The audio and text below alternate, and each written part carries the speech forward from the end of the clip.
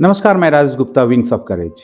अगर बात कहें विंग्स ऑफ करेज जो हम लोगों ने पिछले 2 हफ्तों से आप देख रहे हैं, तो हमारा उद्देश्य उन महिलाओं को सामने लाना जो अपने आप में एक पहचान रखती हैं। और सबसे बड़ी बात है, अगर मातृशक्ति की बात कहें, नारी सशक्तिकरण की बात कहें, तो ये लोग आज सिलीगुड़ी ही नहीं, आसपास का और कह सकते हैं कि अंतर्राष्ट्रीय स्तर पे भी एक अपनी अलग पहचान। जैसा कि आपने देखा था, हम लोगों ने शुरुआत एक ब्लॉगर से किया, एक इन्फ्लुएंसर से, उसके बाद शिक्षाविद। लेकिन हर क्षेत्र की अगर नारी की बात कहें तो भविष्य में भी हम लोग सभी से बात करेंगे, लेकिन आज जिस शख्स से हम बात कर रहे हैं, अपने आप में अगर सिलीगुड़ी की अगर बात कहें, आसपास के उत्तर बंगाल की बात कहें या इस एरिया नॉर्थ ईस्ट की बात कहें, कहने को तो 2000 अगर बात कहें, नया मिलेनियम आया तो एक अलग रूप लेके आया था, लोगों में एक अलग सपना था। कुछ लोगों ने देखा था कि हम लोग तो 19वीं शताब्दी को नहीं देखे थे, लेकिन इस 20वीं शताब्दी को 21वीं शताब्दी में जाते वक्त देखा। ये अपने आप में बहुत ऐतिहासिक बात थी। और ऐसे ही अगर बात कहें तो महिला को तो ऐतिहासिक कहना गलत होगा, अपने आप में नारी सशक्तिकरण की प्रकाष्ठा की अगर बात कहें, तो आज की अगर बात करें इस कंप्यूटर युग में, 25 साल पहले मैं उस कंप्यूटर क्रांति को के बारे में सोचा था, लेकिन इतना भव्य होगा कि एक महिला आके इसको सिलीगुड़ी में अपना एक खुद को इस्टेब्लिश करेंगी, अपना ब्रांड रखेंगी, अपने आप में बहुत बड़ी बात है। आइए मिलते हैं नारी सशक्तिकरण का रूप, वुमेन एंटरप्रेन्योर रजनी जैन जी से। रजनी जी, आपका बहुत बहुत धन्यवाद और बहुत बहुत स्वागत है Wings of Courage. Thank you Rajesh ji. Hind Mirror को मेरी तरफ से बहुत बहुत अनुमोदना। बहुत अच्छा मैम, एक बात है, अगर शुरुआत में अपने दर्शकों को बताना चाहता हूँ कि आपका जन्म 28 फरवरी को हुआ है। 28 फरवरी की अगर रोमन कैलेंडर की बात कहें तो सब में 30 या 31 होता है, लेकिन उसको कुछ कुछ अगर रोमन एम्पायर की बात कहें तो उसे अशुभ मानते थे, इसलिए उन्होंने 28 डेट कर दिया। यहाँ बात आ 28 तारीख की अगर बात कहें तो मैं अपने दर्शकों को बताना, भारतीय इतिहास की अगर बात कहें तो 1928 में रमन इफेक्ट, सीवी रमन द्वारा जो रमन इफेक्ट आया था, वो अपने आप में बहुत बड़ी बात है, जिन्होंने इसके लिए 1930 में आपको नोबेल प्राइज़ मिला। और 28 तारीख की बात कहें तो दिग्विजय सिंह का भी जन्मदिन है, अच्छी चीज़ है। और 28 तारीख का आपका भी जन्मदिन है, ये अपने आप में बहुत बड़ी बात है। लेकिन एक बात कहें, आज रजनी जी एक जगह से जो एक मुकाम बनाई, जैसे मैंने सुना है कि आपका जन्म बिहार में हुआ, लेकिन बिहार में उस समय जो माहौल था 1976, लोग नहीं चाहते थे या कुछ ऐसा परिवेश था कि लड़कियां आगे बढ़े, लेकिन उसके बावजूद भी आज आप उस मुकाम पे हैं। कुछ उस धारा के बारे में संक्षिप्त में बताइए कि एक हाईवे को आपने पकड़ा, करते करते आज गुजरात की बात कहें, हर जगह की बात करती हैं कि नारी सशक्तिकरण के गुजरात से हम लोग अरुणाचल की बात करते हैं, कश्मीर से कन्याकुमारी की, लेकिन सिलीगुड़ी जैसी भी जगह में आपका पदार्पण हुआ, आप जिस तरह से आए। लेकिन पटना का आपका लाइफ कैसा था? आपने एकदम सही बात कहा राजेश जी। उस समय बिहार का माहौल बहुत अच्छा नहीं था, लेकिन मैं पैदा विजयनगरम में हुई थी और फिर जब 11 दिन की थी तो मैं बिहार आ गई। मैंने मेरी स्टडीज़ वहाँ की, क्राइस्ट चर्च स्कूल में मैंने अपनी स्टडीज़ की और शुरू से ही मैं बहुत अच्छी स्टूडेंट थी, तो सब टीचर्स सब में एक लगाव था मेरे से। फिर मैंने 10th किया। 10th में हमारा एक्सीडेंट हो गया था, पर लास्ट पेपर के दिन एक्सीडेंट हुआ था, तो मुझे ऐसा था कि नहीं, मुझे एग्ज़ाम देना ही है। और मेरा पूरा गला ये हो गया था, लेकिन मैंने एग्ज़ाम दिया और मैंने राइट और लेफ़्ट दोनों हैंड से लिख के एग्ज़ाम दिया। एक बात, आप राइट और लेफ्ट दोनों हाथ से लिखती हैं? हाँ, मैं दोनों हाथ से लिख सकती हूँ, राइट से और लेफ़्ट से दोनों हाथ से लिख सकती हूँ। मैं आपको दिखा भी सकती हूँ। दर्शकों को भी मैं एक क्षण को दिखाना चाहूँगा, लेकिन फिलहाल अभी इनसे जो विंग्स ऑफ करेज में जो ये अपनी करेज की बात कर रही हैं, उस पर ही बात करते हैं। उसके बाद फिर वहाँ पे 10th मैंने दिया। उसके बाद 10th के बीच में मेरा शुरू से ही एक था कि मैं खाली नहीं रह सकती, कुछ ना कुछ करते रहने का मेरा एक अभ्यास था। तो 10th के बाद जो बीच में 2 महीने का गैप मिलता था, तो मेरे दिमाग में आया कि चलो कंप्यूटर क्लासेस करते हैं। और मेरे फादर इलेक्ट्रॉनिक लाइन से थे, तो मुझे थोड़ा सा ऐसे भी गैजेट से अटैचमेंट था, तो मैंने कंप्यूटर कोर्स किया। कंप्यूटर कोर्स करने के बाद मुझे एक अपॉर्चुनिटी मिली, बैंक के स्टूडेंट को मैंने ट्रेन किया था कंप्यूटर के लिए। ये कब की बात है, 94 95? ये 92 की बात है। 92 की बात है। उस समय लोग जानते भी नहीं थे कि कंप्यूटर क्या होता है, और मैं फर्स्ट टाइम जब घर में लेके आई थी तो अगल बगल वाले सब लोग आए थे देखने के लिए कि ये लड़की क्या लेके आई है, और वो मेरे लिए भी एक बहुत इनकरेजमेंट आप बोल दीजिए या एक प्राउड मोमेंट था कि मैं क्लास 10th पास करके और एक बैंक के एम्प्लॉय को ये सब सिखाई, तो मुझे भी एक गर्व फील हो रहा था। उसके बाद मैंने स्कूल में भी स्टूडेंट्स को कंप्यूटर की ट्रेनिंग दी। फिर मैंने 11-12 किया। तब आप स्टूडेंट थी लेकिन एज ए टीचर भी हर जगह भी है, में कैसा माहौल रहता लोगों, जैसे आपसे तो सब उम्र में बड़े होंगे जिनको आप बैंक वाली को सिखाते? हाँ, मतलब कभी कभी हंसी भी आती थी और खुशी भी होती थी कि एक बड़े से आदमी कोई आके बोलते थे गुड मॉर्निंग मैम, तो सुन के बहुत अच्छा भी लगता था और थोड़ा सा शर्म वाली फीलिंग भी आती थी कि अरे इतने बड़े मेरे को ऐसे ये कर रहे हैं। तो ये एक बहुत प्राउड मोमेंट था मेरे लाइफ का कि मैंने फर्स्ट टाइम बैंक के स्टूडेंट को पढ़ाया था, और वहीं से मेरी मतलब दिल में ये इच्छा हुई कि नहीं, मुझे ज़िंदगी में कुछ करना ही है।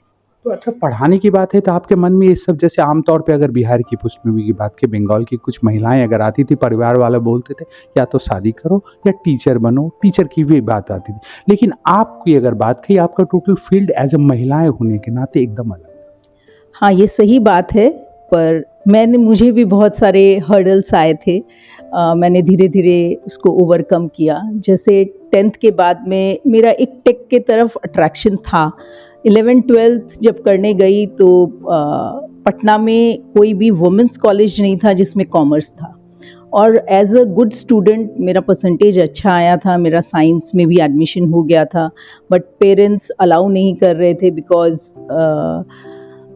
मेरा थॉट था कि मैं अगर किसी के चीज़ पे कंसंट्रेट करूं या मेहनत करूं तो I need the result, but parents का ऐसे था कि नहीं, अगर बीच में शादी हो गई तो शादी करनी पड़ेगी, तो इसीलिए मैंने साइंस नहीं लिया। मेरे दिमाग के किसी कोने में ऐसे था, being from a Marwari family, Jain family है, तो 80% मेल बिजनेस में रहते हैं, तो मेरा ऐसे था कि कॉमर्स लेने से कहीं ना कहीं मेरी ज़िंदगी में ये ज़रूर काम आ जाएगा। तो मैंने वो डिसाइड किया, पर घर से सपोर्ट नहीं था। उन लोगों ने मुझे एक वुमेंस कॉलेज में एडमिशन करा दिया, बट मेरा डिटर्मिनेशन बहुत स्ट्रॉन्ग था। मैंने फैमिली में सबको समझाया, और फिर मेरे फ्रेंड सर्कल और टीचर बहुत सपोर्टिव थे। उन्होंने मुझे हेल्प किया कि डेट आने के बाद भी एक मेडिकल देके कि 1 महीना बाद एडमिशन ले सकूं, वैसा प्रोविज़न क्रिएट किया, और फिर मैं 1 महीना बाद कॉमर्स में एडमिशन ली। तो मैंने 11-12 किया और फिर ग्रेजुएशन किया, और उसके बाद में एमकॉम किया। तो ग्रेजुएशन होने के बाद भी ऐसा हो गया था कि फैमिली में कि नहीं, अब तो शादी ही करनी है, नहीं आगे पढ़ना है। तो हमारे कॉलेज के प्रोफेसर, एचओडी, सिंस मैं बहुत अच्छी स्टूडेंट थी, तो उन्होंने आके मेरे फादर को अप्रोच किया और रिक्वेस्ट किया कि पढ़ने दीजिए, ब्राइट फ्यूचर है। And I was the record breaker of graduation में। मुझे अकाउंट्स में आउट ऑफ 195 नंबर आए थे, और उस समय ये एक बहुत बड़ी बात थी।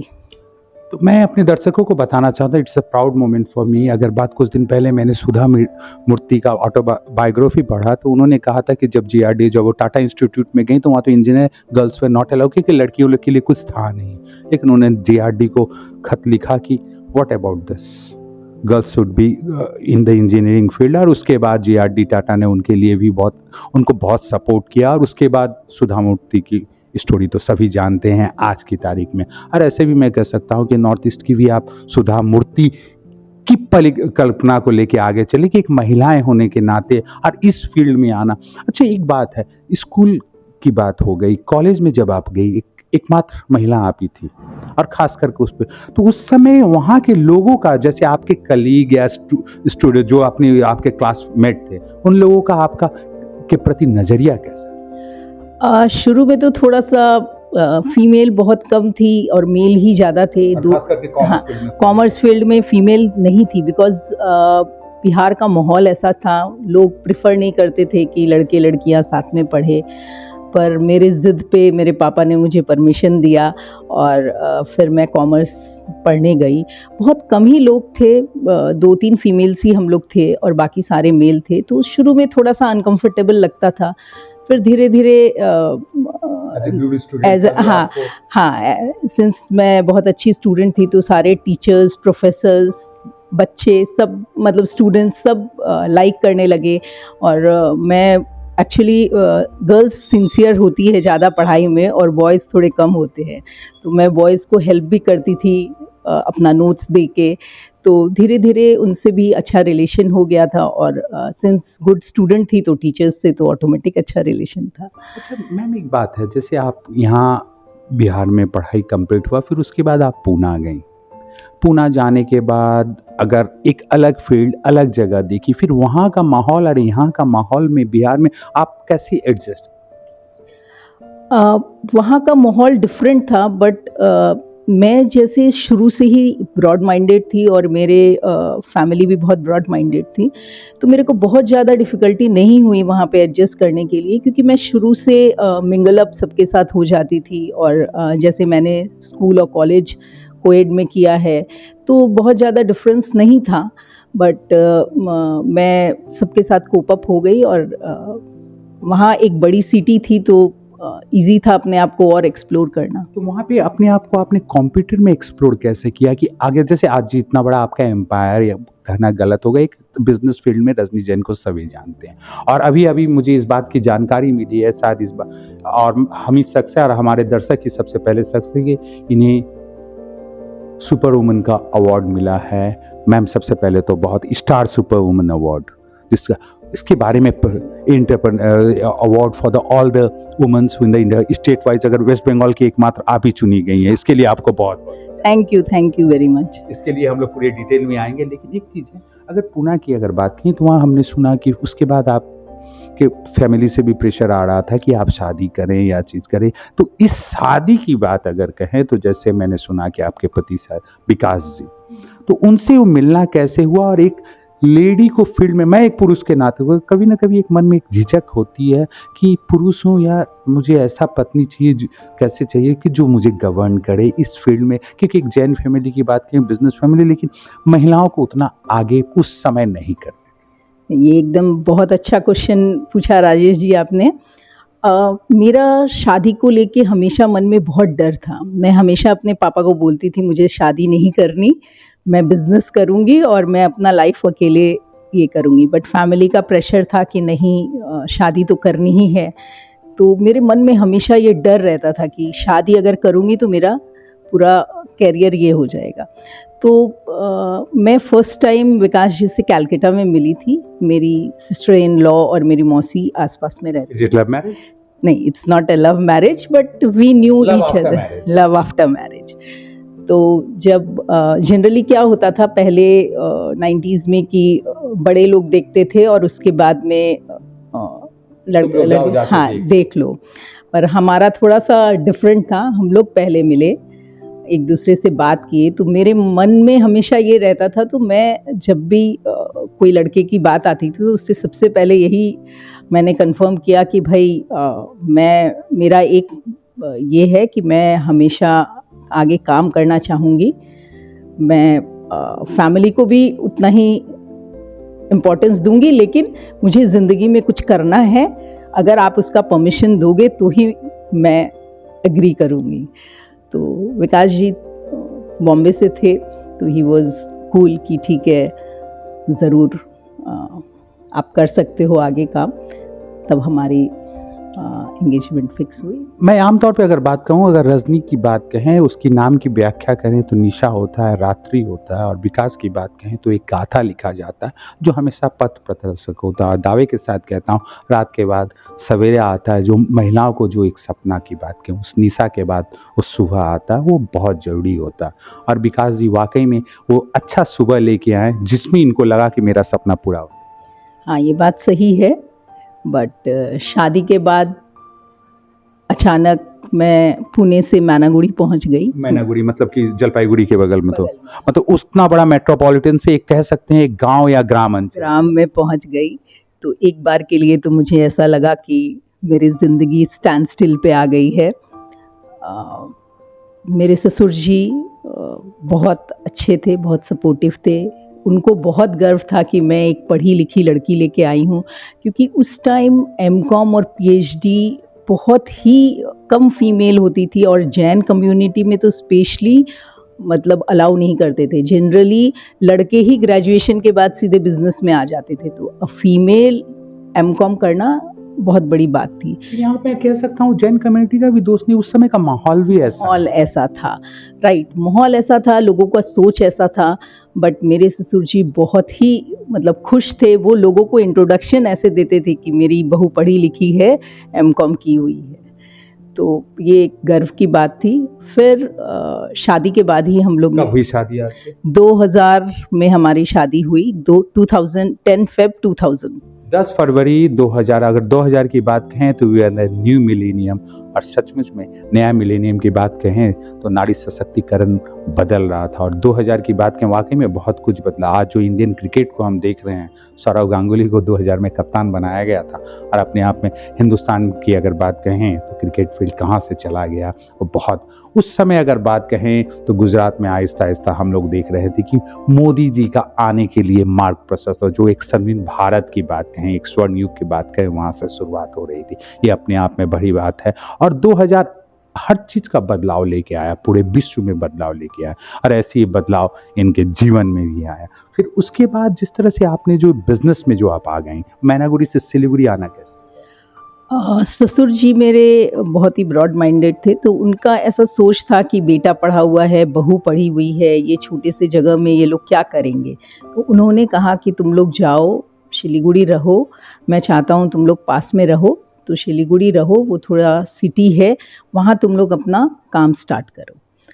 तो 2000 अक्टूबर में हम लोग ने ड्रीम कंप्यूटर शुरू किया, और ड्रीम कंप्यूटर का नाम मेरा ही दिया हुआ है। उस समय मेरे तो दिमाग आपका ड्रीम लग रहा था कहीं ना कहीं it is coming true, that's why you give the name dream. हाँ, राइट, आप सही बोल रहे हैं। जब हम लोग ने सोचा कि क्या काम करें, तो मुझे कंप्यूटर से बहुत लगाव था, और मेरे हस्बैंड भी बी इलेक्ट्रॉनिक कंप्यूटर में किए हुए हैं, तो हम लोग ने यही फील्ड चूज़ किया कि this is the best field, क्योंकि हम लोग ये इंजॉय करते हैं।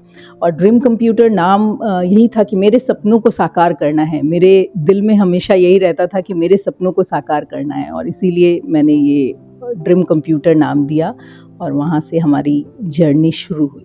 सिलीगुड़ी में मैम जब आप एज ए लेडी एंटरप्रेन्योर, आपका हस्बैंड का सपोर्ट था, वो भी साथ में थी, लेकिन जब सिलीगुड़ी में भी तो ये अपने आप में कि महिला द्वारा संचालित या चलाने वाला एक कंप्यूटर, तो आप जिस तरह से कभी किसी को अगर मार्केट में या प्रमोट करना गलत या कन्विंस करना जाती थी, तो इस समय लोगों का नज़रिया सिलीगुड़ी में कैसा है? ये बहुत अच्छा बात आपने पूछा। 2000 में सिलीगुड़ी बहुत ही एक छोटा सा बदलाव हो रहा था। हाँ, मतलब जस्ट छोटा सा ये था, धीरे धीरे बदलाव शुरू हुआ था। उस समय सिलीगुड़ी में भी बहुत सारी लेडीज़ नहीं थी जो काम करती थी, और इस लाइन में तो एक भी नहीं थी। तो जब मैं ऑफिस में रहती थी, अचानक कोई आता था तो कभी कभी वो बाहर वापस स्टेप भी कर जाता था कि अरे एक लेडी बैठी है, वो क्या बताएंगी। मैं उनको अंदर बुलाती थी, कंफर्टेबली बैठाती थी, कामली उनकी बात सुनती थी, फिर उनको टेक्निकल चीज़ सिंपल लैंग्वेज में समझाती थी। उसके बाद उनको धीरे धीरे मेरे पे ट्रस्ट आया। जब उनका काम प्रॉपरली हो जाता था तो उनको लगता था कि नहीं नहीं, एक फ़ीमेल भी कर सकती है। धीरे धीरे ऐसे ही लोग आते रहे, मिलते रहे, मैं उनको एक्सप्लेन करती रही, proper timely delivery, quality product मिलने लगा, तो धीरे धीरे ये लोगों की धारणा चेंज हो गई कि नहीं, फीमेल नहीं कर सकती। बट उस समय ऐसे लोगों को लगता था कि ये तो मर्द का फील्ड है, आदमी ही इस फील्ड में कर सकता है। मेरे को देख के लोग बहुत शॉक हो जाते थे कि अरे फीमेल। तो धीरे धीरे एज टाइम गया, लोग का एक्सेप्टेंस बढ़ा। और मैम एक बात आती है, जैसे अगर फीमेल की अगर बात करें, जैसे अगर माँ बाप अपने घर में रहें तो वहाँ पे एक ही बात आता है कि लड़की पढ़ लिख ली है, इसका शादी करना है, या बड़ी हो रही है, इसका शादी करना है। और अगर अगर शादी हो गई तो उसके बाद आप किसी भी फील्ड में हो, तो आपके सास ससुर की बात कहें या पति की बात कहें या आपकी मम्मी पापा की बात कहें, शादी तो हो गया, अब नाना नानी कब बनेंगे, या दादा दादी कब बनेंगे, लेकिन एज अ बिजनेस वुमेन कभी कभी लगता है मन में कि उस फील्ड में भी जाना ये भी ज़रूरी है, फैमिली भी बहुत ज़रूरी है। लेकिन उसकी तरफ से भी एक प्रेशर आया, मान लीजिए फिर after all you good mother too, जो आपके 2 बच्चे हैं, तो उस समय as a entrepreneur, as a would be mother, किस तरह से आप मेंटली प्रिपेयर? ये मुझे पता था कि फैमिली तो आदमी को बढ़ानी ही है और देखनी ही है। तो फैमिली 2000 में हम लोग ने जब शुरू किया था तो मैंने माइंड सेट कर लिया था कि थोड़ा बिजनेस को स्टैब्लिश करके ही मैं उस प्रोसेस में जाऊंगी। तो फैमिली का प्रेशर तो डे 1 से शुरू हो जाता है, बट मैंने कोशिश करके 2-3 साल निकाला और 2004 में मेरा बेटा हुआ। तो मैं 8 मंथ तक ऑफिस जाती थी और 9 मंथ में मैंने घर पे ही सारा मैनेज किया, घर से ही। मतलब कह सकते हैं वर्क फ्रॉम होम, हाँ, आज के लैंग्वेज में वर्क फ्रॉम होम मैंने मैनेज किया। और फिर जब डिलीवरी हो गई, मैंने बीच में 3 महीने का सिर्फ ब्रेक लिया। उसके बाद 1 महीने के मेरे बेटे को मैं लेके ऑफिस जाती थी और ऑफिस के अंदर ही मैंने एक छोटा रूम बनाया था। उस समय ये सिस्टम नहीं था। ब्रेस्ट फीडिंग की बात हाँ, है, जैसे मॉल में जो शुरू हुआ ये तो अब शुरू हुआ। मैं हमारे ऑफिस के अंदर सर्विस सेंटर है, मैंने सर्विस सेंटर को हाफ डिवाइड कर दिया था और एक रूम वो उसके लिए ही था। फीडिंग, उसका खेलना, उसका मतलब वो बड़ा ही ड्रीम कंप्यूटर में हुआ है। तो जब आदमी का डिटर्मिनेशन रहता है तो सब कुछ सॉल्व हो जाता है। तो आपका वो बेटा कहाँ पे है? मेरा बेटा अभी बैंगलोर में जॉब कर रहा है, वीआईटी से इंजीनियरिंग इस ईयर कंप्लीट करेगा। मैंने सुना है उसका आईक्यू भी बहुत है, उसके कुछ बहुत अच्छा अवार्ड मिले, सोहा अली खान द्वारा भी उसको बहुत अवार्ड मिला था। उस फील्ड में भी जाने के बाद उस तरह से, जैसे मम्मा तो उतना टाइम नहीं देती थी लेकिन टाइम देती, लेकिन आज भी आप कुछ अपने बेटे के बारे में बताएं कि वो उसके एक नेशनल लेवल का भी एक अवार्ड मिला। हाँ हाँ, करेक्ट। मैं ऑफिस में रहती थी, मेरा हर चीज़ डिवाइडेड था कि मुझे ये ऐसे करना है। मैं सुबह जल्दी उठ के, मुझे 10 बजे ऑफिस जाना है तो 9:30 तक मेरे घर का सारा काम कंप्लीट हो जाना चाहिए। चाहे मुझे उसके लिए 4 बजे उठना है या 5 बजे उठना है या 6 बजे उठना है, अकॉर्डिंगली मैं उठ के वो कंप्लीट करती थी। ऑफिस जाती थी, रात में 7 बजे मैं ऑफिस से आ जाती थी। 7 से 10 मेरे पास टाइम रहता था उसके लिए। मैं उसको डाइनिंग टेबल पे बैठा के किचन में काम भी करती थी, उसको पढ़ाती भी थी। और मैंने उसको कभी ट्यूशन नहीं दिया। टिल क्लास 9 मैं ही उसको पढ़ाती थी। और एक जो मदर एक्सप्लेन कर सकती है या दे सकती है, वो एक ट्यूशन में बच्चे का उस हिसाब से डेवलपमेंट नहीं होता है। तो मैं अपने मतलब मुझे कभी ये फील नहीं हुआ कि मैं वर्किंग हूँ तो मैं बच्चे को निगलेक्ट कर रही हूँ। मैं उसको टाइम देती थी, उसको पढ़ाती लिखाती थी। जब वो क्लास 7 में था तो उसने स्पेल बी कंपटीशन किया था। हाँ, क्लासमेट स्पेल भी बहुत नामी है। आज भी आप गूगल पे सर्च करोगे तो एपिसोड 9 में उसका नाम है और वो ऑल ओवर इंडिया उसका 3rd पोजीशन था। हिज नेम इज गर्व जैन। और ये सोहा अली खान द्वारा किया गया था। बॉम्बे में इसकी शूटिंग हुई थी। हम लोग को सब क्लासमेट ने बुलाया था हम लोग को और वहाँ पे इसकी शूटिंग हुई थी। आप देखोगे तो ऐसे ऐसे वर्ड्स हैं जो कि आज अपने जानते भी नहीं हैं। मतलब कह सकते हैं कि गर्व की वजह से आप विकास जी आ रहे, हम गर्व की वजह से हम गर्व महसूस करते हैं। में एक बात आती है कि जैसे हम लोग कभी जाते हैं, जैसे हमारे एडिटर इन चीफ अंकित जी हुए हैं, हम लोग कभी कभी हर फील्ड में जाते हैं, रिगार्डिंग विंग्स ऑफ करेज की बात होती है सभी, लेकिन हम हैं या अंकित बंसल जी की बात करें, हम लोग हर जगह फील्ड में जाते हैं तो हर जगह देखते हैं तो एक मन में एक पुरुष होने की भी नाते आता है कि महिलाओं को अगर आगे बढ़ाया जाए तो पुरुष की वो मानसिकता क्या लग रहा है कि पहले के मुकाबले बदली है कि यस तुम काम करो हम आगे? हाँ, पहले के मुकाबले बहुत बदली है। जब मैंने काम शुरू किया था उस समय ठीक है, मैंने ये चीज़ पहले अपने हस्बैंड को बोल दिया था, बट उस हिसाब से वो सपोर्ट नहीं था जो होना चाहिए, क्योंकि उस समय उनको ऐसा था कि फैमिली के साथ वो इतना साल रहे हुए थे और फैमिली में हमारे ससुर जी का 100% सपोर्ट था और 2003 में वो एक्सपायर हो गए थे। उसके बाद फैमिली में किसी का ये नहीं था, सपोर्ट नहीं था, किसी का मन नहीं था कि मैं काम करूं। और हस्बैंड का उस समय ऐसा सिचुएशन आ जाता है कि आम तौर फैमिली, पे कुछ चलता हाँ है हाँ, कि फैमिली हाँ। को सपोर्ट करूं या वाइफ को। बट इतना साल वो वहाँ रहे हुए थे, फैमिली के साथ रहे हुए थे, तो उनका वो फीलिंग भी सही था। तो धीरे धीरे टाइम चेंज होते गया, समझदारी आते गई, और धीरे धीरे लोग भी समझने लगे कि नहीं, वुमेन आगे कर सकती आगे, है, हाँ, बढ़ सकती है आगे।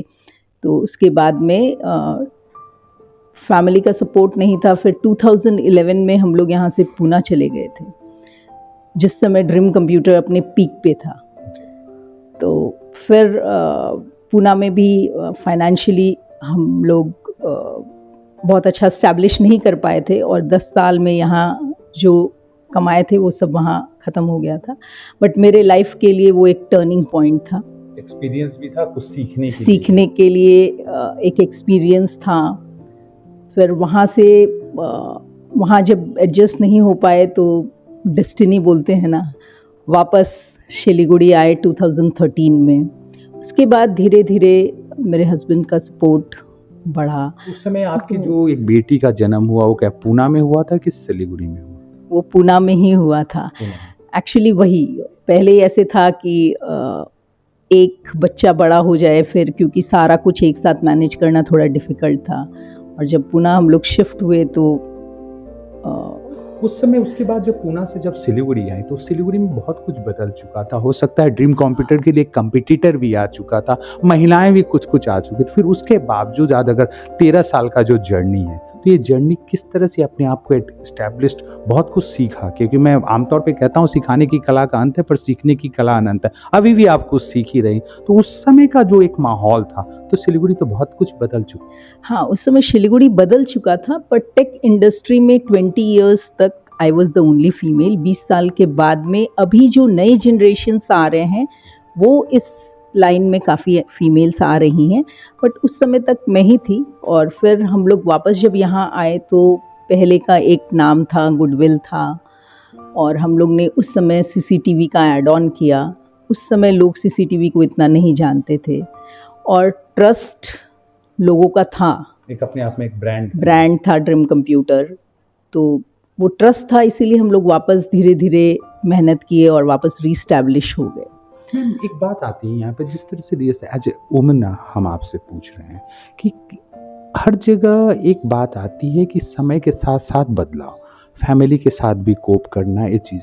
लेकिन आमतौर पे अगर मैं एक बात कहूँ तो आज के डेट में न्यूक्लियर फैमिली की बात होती है। फैमिली में भी एक ईगोइस्टिक सिस्टम आ रहा है, खास करके कि महिलाओं में भी आ रही है कि हम कर सकते हैं, पति में भी आया हम भी कर लें। लेकिन ये ईगोइस्टिक के वजह से कहीं ना कहीं एक परिवार में एक टूट की बात आती है, अधिकतर जो नहीं होना चाहिए। उसके साथ अपने आप का मेंटली आप पीस भी आदमी खो चुका है। परिवार की अगर बिखराव की बात आती है तो बच्चे का सबसे ज़्यादा असर पड़ता है। इस तरह के बावजूद भी आप लोग दोनों एक बॉन्डिंग को लेके चलें, क्या मैसेज दे रही हैं उस तरह के परिवार लोगों को जो बिखराव ना हो, कैसा होना चाहिए? देखिए, ये एक फीमेल पे बहुत ज़्यादा डिपेंड करता है, जो पूरे परिवार को साथ में लेके चलती है।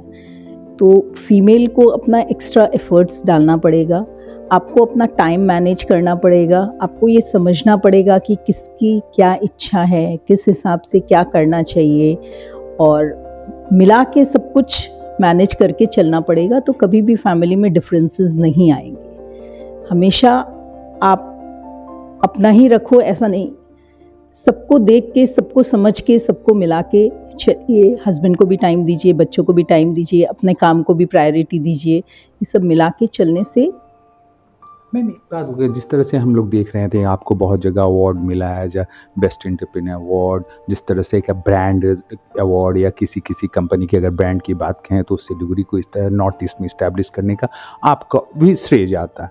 वहाँ पे अगर जाती हैं तो आप जैसे फॉरेन डेलीगेट्स भी आते हैं, तो एज ए इंडियन, आपको an Indian lady in this field from the last 25 years, आपको किस तरह से देखते हैं? As a Indian lady, actually सबसे बड़ी बात यही है कि टेक में फीमेल्स नहीं रहती हैं। तो कोई भी कॉन्फ्रेंसेस या मीटिंग अटेंड करती हूँ तो मोस्टली वहाँ पे हम लोग 1-2 फीमेल्स ही रहते हैं।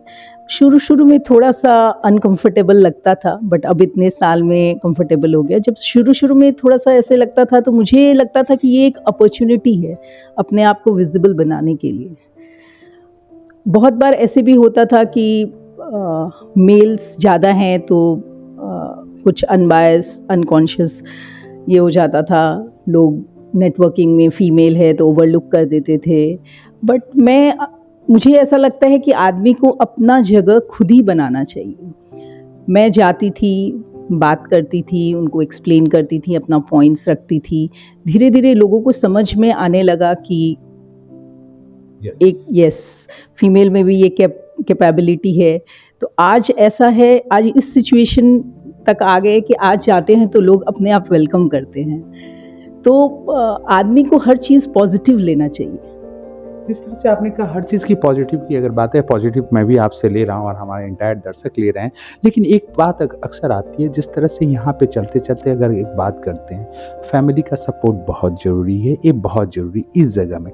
लेकिन आज हम लोग 26 साल हो गया इस डेकेड को, तो यहाँ पे क्या मैसेज आप देना चाहती हैं आज की युवतियाँ को, लड़कियों को? क्योंकि एक चीज़ है, आजकल के लड़की बोलते हैं, मेरे पास वॉलेट में पैसा है, बहुत कुछ है, हमारा एक अलग पहचान है, बहुत कुछ है। कितने हैं बोलते हैं I want to live single, जबकि आम तौर पे उस उम्र के बाद जाने की चाहिए कि what a blunder mistake I have done. तो क्या मैसेज देना चाहती हैं? क्योंकि ये भी ज़रूरी है, एक दूसरे के पूरक कह सकते हैं, दोनों को साथ मिलना एक ज़रूरी है, समाज के हित में भी, घर के हित में भी, परिवार के हित में और खुद की मेंटल हेल्थ में भी, और मेंटल के लिए भी बहुत अच्छा है। क्योंकि पैसा तो आज कमाते-कमाते एक दौड़ है, लेकिन कहीं न कहीं हमें उस मेंटल पीस की ज़रूरत होती है। एकदम सही बात बोल रहे हैं। मैंने आपको जब बताया कि 2013 में हम लोग यहाँ से शिफ्ट हो गए थे, जब ड्रीम कंप्यूटर पीक पे था। क्यों? क्योंकि मेंटल सैटिस्फैक्शन नहीं था, सपोर्ट नहीं था, टेंशन था। ऐसा नहीं था कि पैसा नहीं कमा रहे थे। इसीलिए मेंटल पीस सबसे ज़रूरी है। पैसा तो आदमी कभी भी, कहीं भी, कैसे भी कमा सकता है। तो इसीलिए मैं आज की फीमेल्स को यही कहना चाहूँगी कि आप कमाओ, सेल्फ डिपेंडेंट रहो, लेकिन एक परिवार बहुत ज़रूरी है। क्योंकि आज आप एक एज पे जाने के बाद में आपको ज़रूरी है कि आप एक फैमिली करना ज़रूरी है। क्योंकि फ्यूचर में देखो, आदमी को एक दूसरे का सपोर्ट ज़रूरी होता है। तो आज जैसे कहा जाता है कि एक आदमी को बनाने में एक औरत का हाथ है, वैसे ही एक औरत को बनाने में एक आदमी का सपोर्ट बहुत ज़रूरी होता है। इसीलिए फैमिली, घर, सब कुछ को मैनेज करके चलो। और आज के मतलब युवक युविकाओं दोनों को मैं ये मैसेज देना चाहती हूँ कि थोड़ा सा पेशेंस होना चाहिए लाइफ में। आजकल के जो जनरेशन है उन लोगों को पेशेंस कम है। तो आप अपना सपना साकार करो, उसको देखो और उसको पूरा करो, लेकिन सब कुछ साथ में लेके चलो। और आदमी को, एक फीमेल को, आदमी को मैं ये मैसेज दूंगी कि सपोर्ट करे अपने फीमेल को। आप माँ को सपोर्ट करते हैं क्योंकि माँ आपको इस दुनिया में लाई है, तो फीमेल को भी सपोर्ट करें जो अपनी दुनिया आपके लिए छोड़ के आई है। तो इसीलिए हमेशा खाली एक रिस्पेक्ट और सपोर्ट में बहुत डिफरेंस है। आज के टाइम में लोग फीमेल को सपोर्ट करते हैं, लेकिन वो रिस्पेक्ट करते हैं, पर वो सपोर्ट भी होना चाहिए कि उन्होंने जो सपना देखा है, वो उन्होंने जो डिसीजन लिया है उसको वो सपोर्ट करे। तो आज सपोर्ट होने से अपना थॉट प्रोसेस भी आदमी को बदलना पड़ता है कि फीमेल आज के टाइम में बहुत कुछ कर सकती हैं। तो अपना थॉट प्रोसेस आज भी काफ़ी पहले से डेवलप हो गया है, बट कहीं कहीं back of the mind male के इसमें है कि फीमेल है। तो ये माइंडसेट धीरे धीरे चेंज करना पड़ेगा। एक बात आती है चलते चलते, आज जैसे अभी थोड़ी देर पहले मालूम चला हमें कि आपको जो क्या woman award, star woman entrepreneur award मिला हुआ, इस अवार्ड की खासियत क्या है? और एकमात्र मैंने सुना कि वेस्ट बंगाल के एकमात्र आप हैं। ये हमारे लिए भी बहुत गर्व का विषय है कि सुपर वुमन भी बोल सकते हैं, सुपर एंटरप्रेन्योर बोल सकते हैं, वुमन एम्पावरमेंट का प्रत्यक्ष wings of courage, flirting with wings, that is the thing. क्या कहेंगी इस अवार्ड के बारे में? ये एक वुमेन एंटरप्रेन्योर अवार्ड है जो कि हर स्टेट से दिया जाता है। ये स्टार अवार्ड है, नेशनल लेवल का अवार्ड है। इसमें ये लोग एक वुमेन को चूज़ करते हैं जो एंटरप्रेन्योर है। और मुझे चूज़ करने का रीज़न है कि मैं टेक इंडस्ट्री में 25 इयर्स से हूँ और 20 years I was the only female in this industry. अब धीरे धीरे लोग से in the entire north east also, if I am not wrong. Yes, चलिए, नॉर्थ ईस्ट 7 सिस्टर्स की बात कहें तो ये भी किसी की सिस्टर है और वाकई में एक अपने आप में एक प्रतीक है। ये बहुत अच्छी बात है। मैम, अगर विंग्स ऑफ करेज की जैसे अगर हम लोग बात कहें कि we are on the YouTube, वैसे what you are going to say, जिस तरह से हम लोग जो सीरीज चला रहे हैं हिंद मिरर विंग्स ऑफ करेज, इसके लिए आप क्या बोलेंगे? ये बहुत अच्छा हिंद मिरर को मैं इसके लिए थैंक यू बोलूँगी कि ये बहुत अच्छा आप सीरीज़ चला रहे हो। इसमें लोगों को देख के वुमेन्स को एम्पावरमेंट भी मिलेगी। जो कुछ करना चाहती हैं और नहीं कर पा रही हैं, उनको एक करेज मिलेगा कि मैं आगे जाके कुछ करूं। इसके ऊपर मैं कुछ बोलना चाहूँगी। जो सपने देखे खुली आंखों से, उन्हें पूरा करना बाकी है। खुदा को भी हो हम पे फक्र, ऐसा कारनामा बाकी है। अभी तो नापी है जरा सी जमीन, पूरा आसमां फतेह करना बाकी है। नाम बताने की जरूरत न पड़े, ऐसा नाम बनाना बाकी है। यही नाम बनाने के लिए आप सब लोग से साथ चाहती हूँ। थैंक यू, बहुत बहुत धन्यवाद। तू शक्ति है, तू नारी है, तू गाथा है, तू नाथ में भी भंजन है। वाकई में वो जो गुंजन होती है पूरे के पूरे ब्रह्मांड में, मातृशक्ति को मैं सत सत नमन करता हूँ। मैं राजेश गुप्ता, हिंद मिरर की ओर से विंग्स ऑफ करेज, मैं अपने तमाम दर्शकों का धन्यवाद देता हूँ और साथ में नतमस्तक हूँ उन मातृशक्ति, उन नारी सशक्तिकरण का प्रत्यक्ष उदाहरण का। आपका बहुत बहुत धन्यवाद राजेश जी, धन्यवाद अंकित जी। आप लोग को और हिंद मिरर को मिरर के जैसे आगे बढ़ाते रहें। Thank you.